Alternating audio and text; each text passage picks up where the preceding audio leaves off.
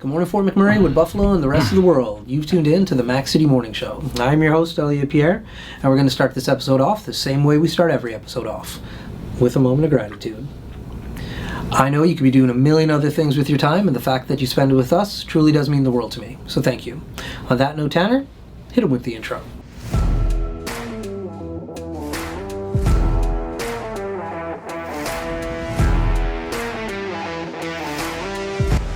Hey, it's Keith Simpson here. I'm the general manager of Norel Toyota, soon to be Fort McMurray Toyota. Pretty excited for our new dealership. We're here to take care of you. Come on down and be part of our family.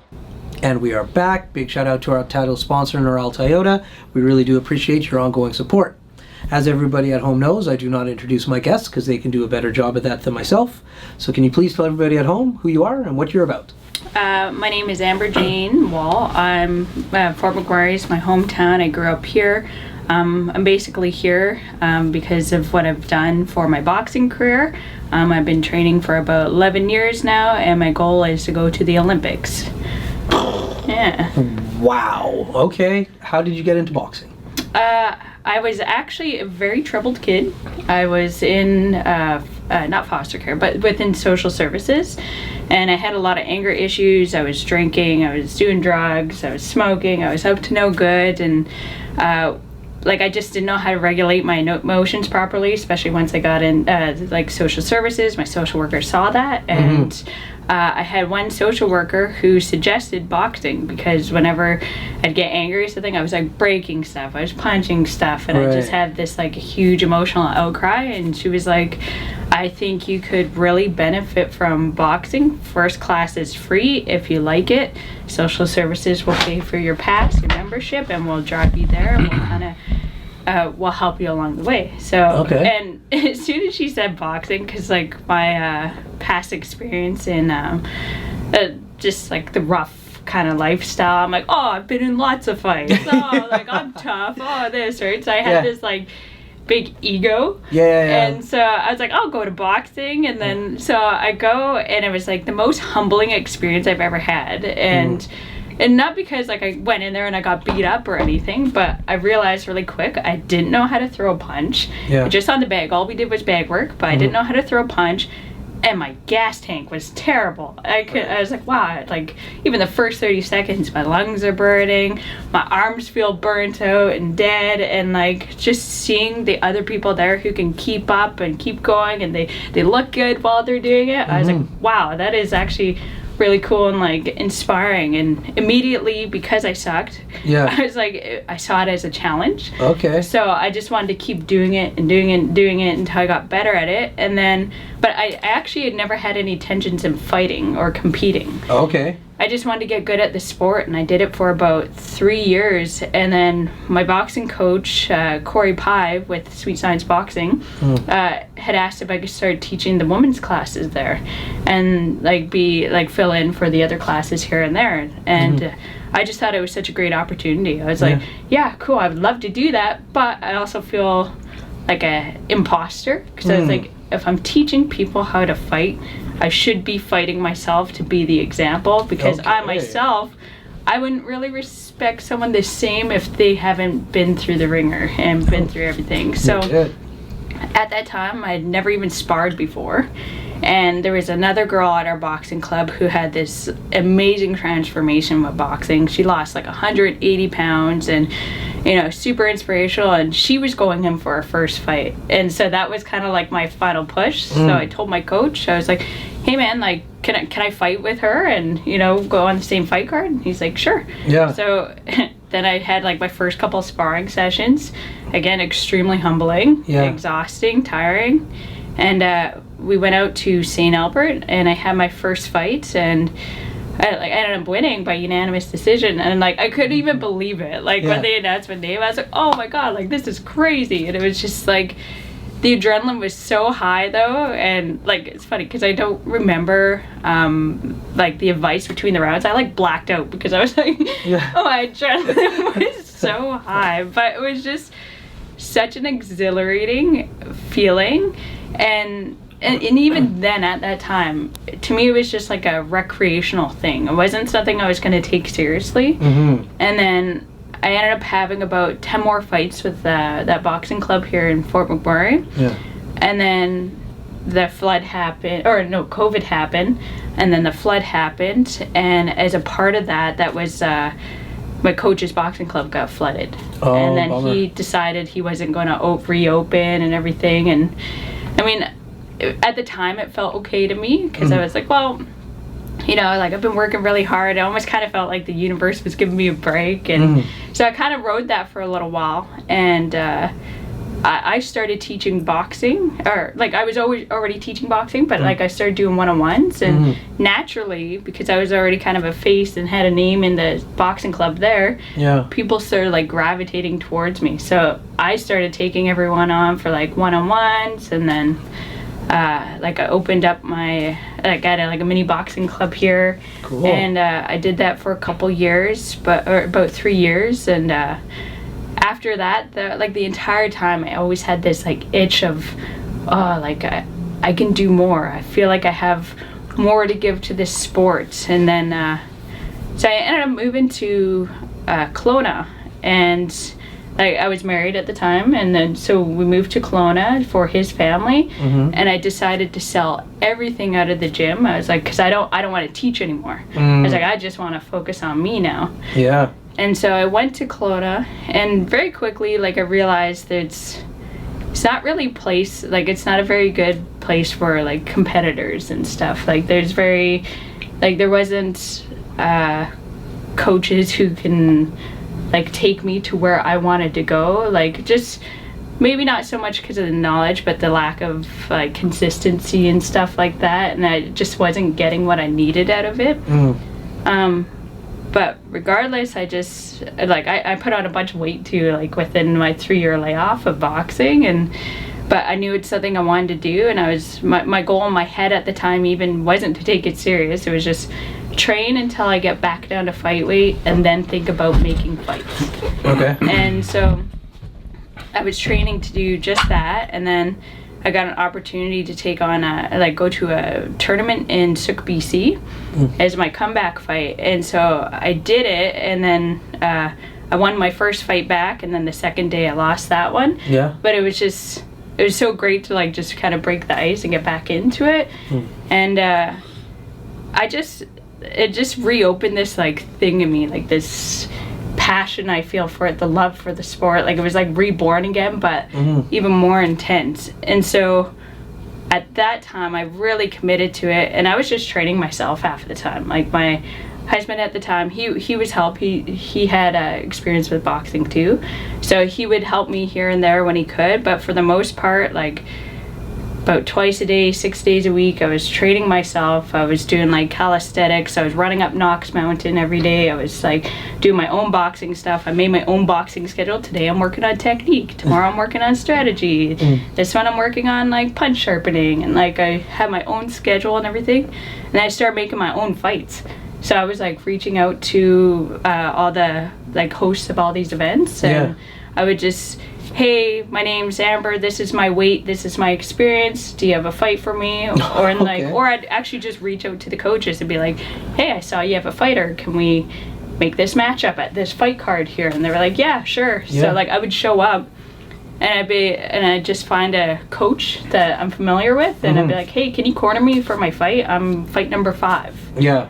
And they were like, yeah, sure. So they would corner me, but then my husband, he was like, you know, you have so much potential. And I was like, and I was doing a lot. Like, I was winning all my fights. Like, I think I went a whole year, like, undefeated, and I had, like, I don't know, a bunch of fights, probably like 15, 16, 17, whatever. Yeah. And, like, I was winning these tournaments, and I was doing all this, and I was, like, basically on my own. And I had found a coach that I've idolized my entire boxing career, like, for 11 years I've been boxing. And I saw him at a fight card one day, and I was like, oh my god, I was like, I want him to corner me. So I ran over to him, I was like, can you corner me for my fight? And he's like, yeah, sure. And then after my fight, he was like, hey, you should come up to my boxing club for a training camp. And I was like, oh my god, yes. I was like, of course. I was like, I don't care what day it is, whatever, I'll make it work. And so I went, and I think we had planned it for March or something, and it was 2 weeks a 2-week training camp before this big national tournament called the Canada Cup. And so I was living in Kelowna, so I flew out here, or drove out here, or not here, Edmonton. Yeah. And I trained there for 2 weeks, and then we went to Canada Cup, and I won the tournament. And then my coach was like, oh, you know, like, you're doing really well right now. Like, what if you started representing our name, and you can still live in Kelowna, but just come out here for training camps and start traveling with the team. And with that, we would start like helping cover some costs and everything of your like gas, hotels, whatever. And like you'd be traveling with the team, so everything would be like a little bit cheaper. And I was like, yeah, like I just got an invite onto the team. This is crazy. Yeah. So I was like, no brainer, of course. Yeah. And then a few months later, I come up for another, not even like training camp, it was like 8 days really. I came up, and then we flew to Quebec for another national training camp, and I had 3 fights there. And the girl in the finals, she was like a national champion of Mexico, and she has like all this international experience, and I just like beat her so easily. And so that next morning, my coach is sitting there, we're like eating oatmeal together, and he's like, oh, Amber, he's like, you have to move to Edmonton. He's like, for what you're doing right now, like all on your own, he's like, you came up here for 8 days. Yeah. Everything you did was on your own. Yeah. He's like, I couldn't imagine what you can accomplish with like a strong team behind you, of sparring partners and people who are always like thriving and pushing you, and a coach who's just as passionate. Yeah. He's like, you have to move up here. And so my husband at the time also agreed, because he's like, to reach your potential, like you should move somewhere. And so like I was like, okay, well, September we'll make it happen. And my plan was to stay in his gym. He had like a little couch there with like a pull-out and like a little mini fridge, and I was just gonna live there for a majority of the time, and then just keep flying back and forth to Kelowna. But I would be there for like 3 weeks and then fly back. Yeah. But to start, like I ended up staying in his kid's toy room, and like we have a very, like right away, me and my coach have like really great chemistry. And so it was funny, because it was kind of like a kid asking for like to keep an animal or something, because he was asking his wife. He was like, oh, can we please keep her? Like, you know. And so I ended up just like staying in his basement, and like I was just training like hard, again, 6 days a week, twice a day. And you know, I was having a lot of success in like all these fights that I've been going to, and like we just grew a lot together. And with him, he's phenomenal. He's produced tons of high level fighters. Like my teammate Josh, he's number 5 in the world right now. Wow. Like he's phenomenal, and he's produced so many high level fighters. So I know of all people, like he's the guy to help me get there. And it's realistic, because like my teammate and past fighters he knows how to develop them and get them to that place. Yeah. So it's been like I said, like a no-brainer to stay and commit. And him too, like he's been my biggest cheerleader, because he used to be a filmmaker, and he had opportunities that he didn't take, and he lost them, and it directed his life in a different way, and he could have had it, but then he missed that opportunity. So he's always telling me, like, you know, you need to take this opportunity. He's like, you have the potential, you know, you have the resources, you have the people, you have everything you need to help you get there. And so he's been really on me to like stay and pursue this sport. And so I have, and you know, like it's cost me everything. Like I've sacrificed everything. Like I'm still living in my coach's toy room, and it cost me my marriage. You know, he ended up having an affair while I was gone, and like I understand, I get the distance was difficult and stuff, and so like that marriage came to an end, and you know, and I just stayed the course. I had a bad concussion, lasted like 4 months. I've been like fighting through injuries. I used to own a house. I used to teach, or I was a liaison within the school board district here. Like I'm a healthcare aide, and like I have these credentials. Yeah. But now I live in my coach's toy room. Yeah. I don't work full time in any of the, like I have I'm a carried, but I work 12 hours a week because nobody wants to hire someone full time. He's gone traveling the world all the time. That's right. No, you're committed to it and the dream. Yeah, and it's very difficult in a sense because like I'm very rich in life, and like that speaks more to me than anything else. I'm very rich in life, but the sacrifice, like financially, like I don't get paid for any of my competitions. Yeah. I don't get paid nothing. I don't get paid for the training camps in Montreal with the national team. I don't get paid for, like, my accommodations never get paid for. Like, everything I do, I pay out of pocket. And I don't get paid to do the competitions. And then during those times I'm gone, I can't work, so I don't get paid for that. So it's just, like, it's a massive sacrifice for...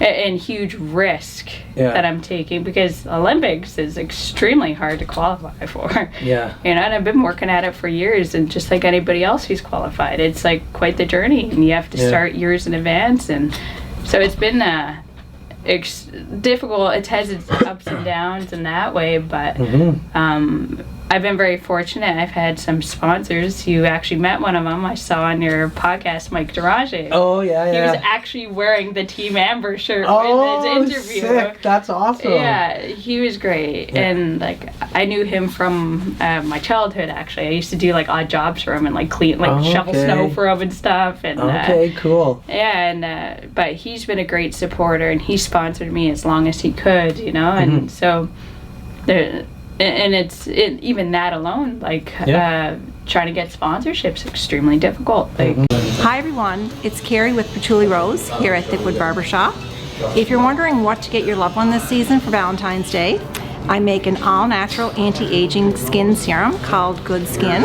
It's good for men and women, and it's available for purchase here at the barbershop, downtown at the Corridor Shops and Events, and on my website. Thank you for your support.